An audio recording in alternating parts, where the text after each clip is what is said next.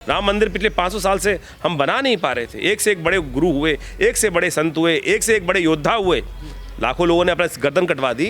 लेकिन आज जो स्वर्णिम अवसर आया है वो ऐसी सुंदर वेला पे ऐसे जो प्रलाप है होने नहीं चाहिए, ऐसे प्रलाप होने नहीं चाहिए। औरंगजेब कौन था? बाबर कौन था? आक्रांता था ना। आक्रांता वो थे, बाबर वो था। औरंगजेब जिनकी बात की जा रही है कि जिन्होंने मंदिर को विध्वंस करने के बाद वहां पर मस्जिद बना दी। तो इस बात को हमें ध्यान रखना चाहिए इस शब्दों का उपयोग करते हुए। ये ऐसी गालियां हैं, बिल्कुल ये गालियां, ये शब्द नाम नहीं है। बिल्कुल सही। मैं कह रहा हूं उन घाट में कितनी सीढ़ियां हैं वो तक नहीं पता होगा उनको, कितनी पानी के नीचे है और कितनी ऊपर है, कब बनी थी। वो आकृति के ऊपर बात की जा रही है। मैंने कहा आक्रांता, जो जो जो तो बाबर और औरंगजेब का नाम लिया जा रहा है, उन्होंने मंदिर तोड़ के मस्जिद बना दी। अरे आज उस रास्ते को बनाने के लिए, सुंदर बनाने के लिए कुछ पुराने स्ट्रक्चरों को तोड़कर, पुराने जो खंडर थे उनको तोड़ने के बाद जो सुंदर निर्माण किया गया है वो आपके समक्ष है। किसी ने अपना महल नहीं बनाया, किसी ने अपने रहने की जगह नहीं बनाई।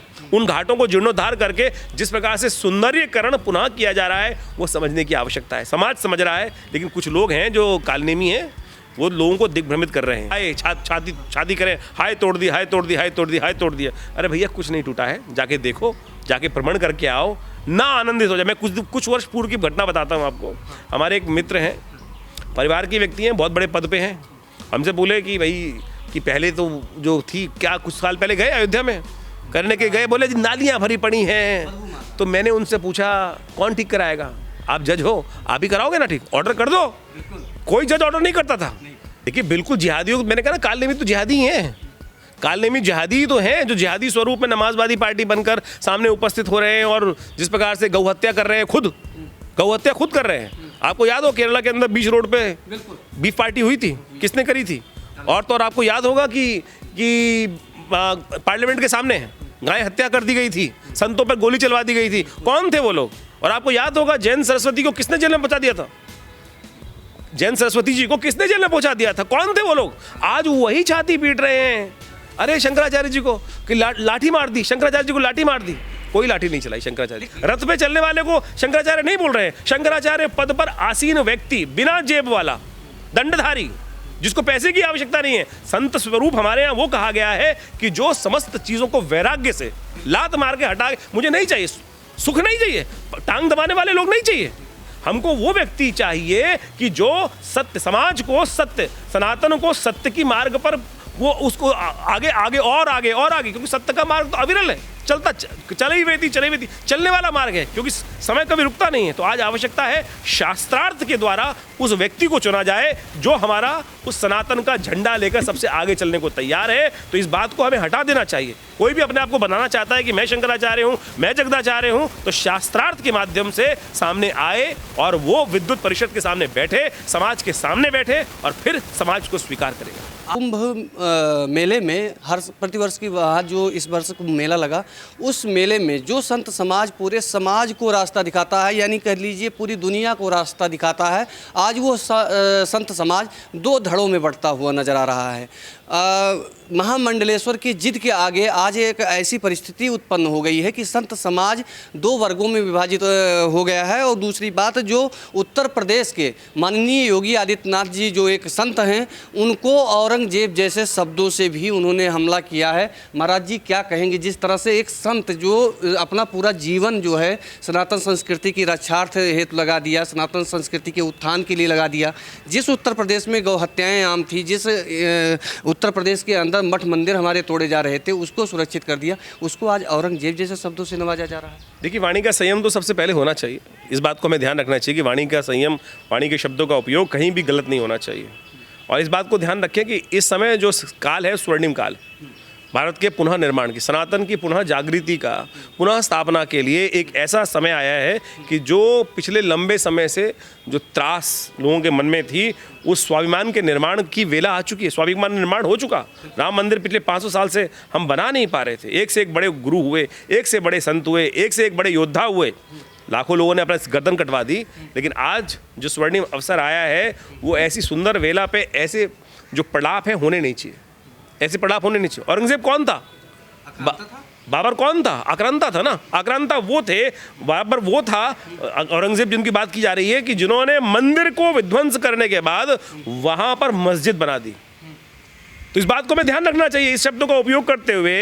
ये ऐसी गालियां हैं, बिल्कुल ये गालियां, ये शब्द नाम नहीं है, वो भी एक संत, ये गालियां हैं। जिस प्रकार की अनर्गल प्रलाप किया, अपशब्द का उच्चारण किया जा रहा है, ये ऐसे संतों को तो गाली देनी नहीं चाहिए। हमारी संस्कृत भाषा में तो एक भी गाली नहीं है।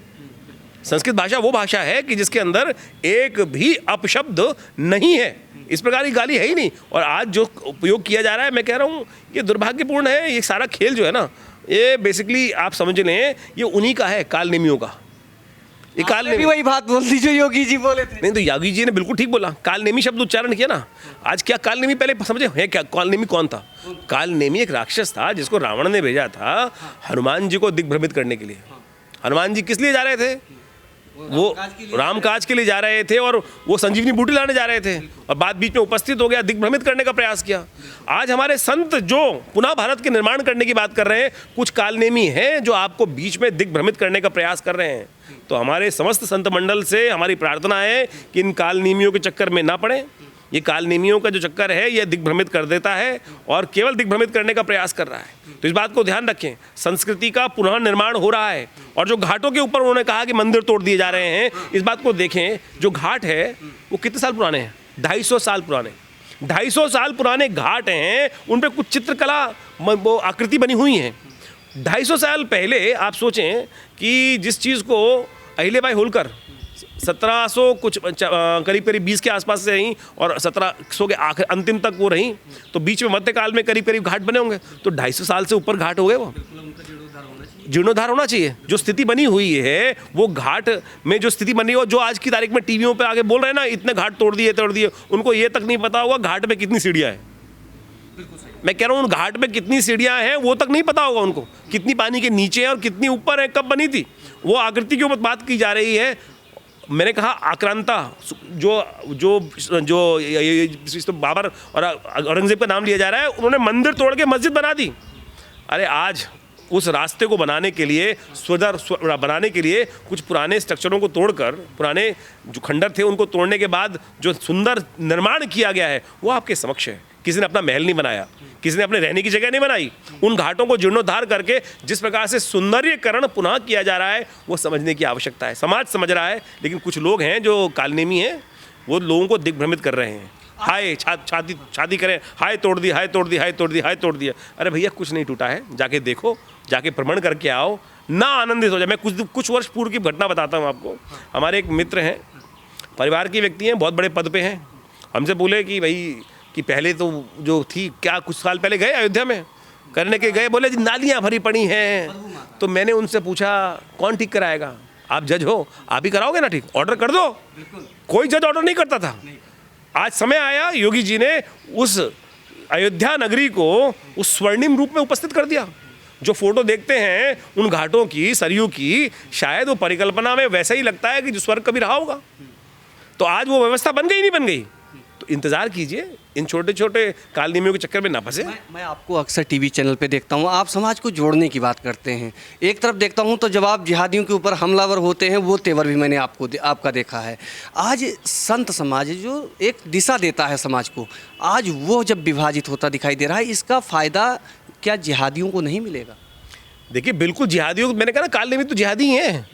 कालनेमी जिहादी तो हैं, जो जिहादी स्वरूप में नमाजवादी पार्टी बनकर सामने उपस्थित हो रहे हैं और जिस प्रकार से गौ हत्या कर रहे हैं, खुद गौ हत्या खुद कर रहे हैं। आपको याद हो केरला के अंदर बीच रोड पे बीफ पार्टी हुई थी, किसने करी थी?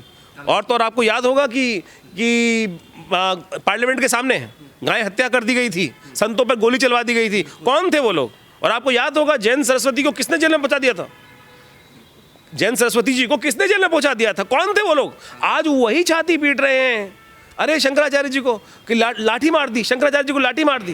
कोई लाठी नहीं चलाई शंकराचार्य। लेकिन आज शंकराचार्य भी तो उनको अपना रहनुमा बता रहे हैं। नहीं, मैं कहूँगा वही कालनेमियों के चक्कर में फंस गए ना। कालनेमियों के चक्कर में कई बार वो होता है, जो स्वरूप आ जाता है तो कुछ दिन अंधकार आता है, कुछ कोहरा छा जाता है। लेकिन हमें लगता है, हमें उम्मीद है कि संत पुनः वापस उस सत्य को समझेंगे और सत्य राह को पकड़ेंगे। और जितना विवाद किया जा रहा है इस बात को कि कौन शंकराचार्य है, कौन शंकराचार्य नहीं है, मैं कहूँगा इस शंकराचार्य का निराकरण जो हमारी भारतीय संस्कृति में रहा है, आदि शंकराचार्य जी महाराज ने धर्म की पुनः स्थापना किस प्रकार से करी? आदि शंकराचार्य जी ने उस धर्म की पुनः स्थापना शास्त्रार्थ से करी थी।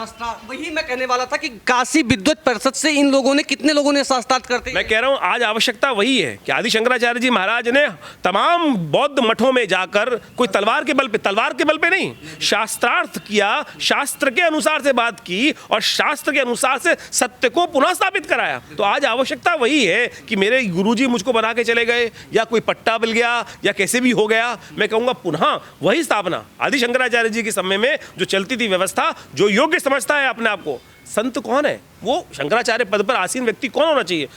शंकराचार्य पद पर आसीन व्यक्ति वो होना चाहिए कि जो समाज को उस दायित्व को निर्वाह करने को तैयार है। पालकी में चलने वाले को शंकराचार्य नहीं बोल रहे भाई, रथ पे चलने वाले को शंकराचार्य नहीं बोल रहे। शंकराचार्य पद पर आसीन व्यक्ति, बिना जेब वाला, दंडधारी, जिसको पैसे की आवश्यकता नहीं है। संत स्वरूप हमारे यहाँ वो कहा गया है कि जो समस्त चीजों को वैराग्य से लात मार के हटा के, मुझे नहीं चाहिए, सुख नहीं चाहिए, टांग दबाने वाले लोग नहीं चाहिए, हमको वो व्यक्ति चाहिए कि जो सत्य, समाज को सत्य, सनातन को सत्य की मार्ग पर वो उसको आगे आगे और आगे और आगे, क्योंकि सत्य का मार्ग तो अविरल है,